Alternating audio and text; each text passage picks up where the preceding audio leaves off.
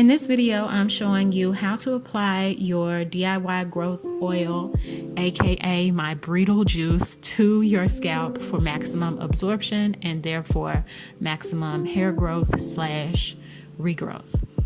So right now I'm applying the product not too liberally to my scalp because I plan to do this every day, but I'm applying it to my scalp and massaging my scalp gently with it, not too rough, but I do want to increase the circulation on my scalp, so that's why I'm rubbing it everywhere on my head.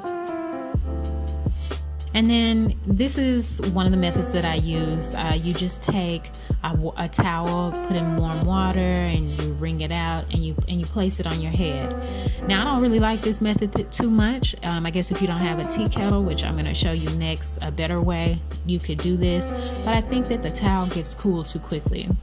So a way, in my opinion, that's more efficient than this is if you just fill up your tea kettle with water right below the spout so that there's enough room for the steam to get through the spout and onto your head.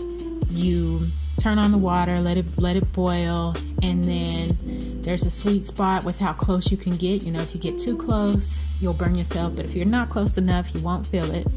And you just stand there and you allow the steam in this way to stimulate your scalp, to warm everything up and make it easier for the oils to penetrate your hair follicles. This is the best way, like I said, but if you don't have a tea kettle, of course, you can improvise and maybe try some other ways. But that's it. I'm going to be doing this for the next few months, so I'll keep you guys posted on how everything goes, and you also let me know if you try any of these things yourself.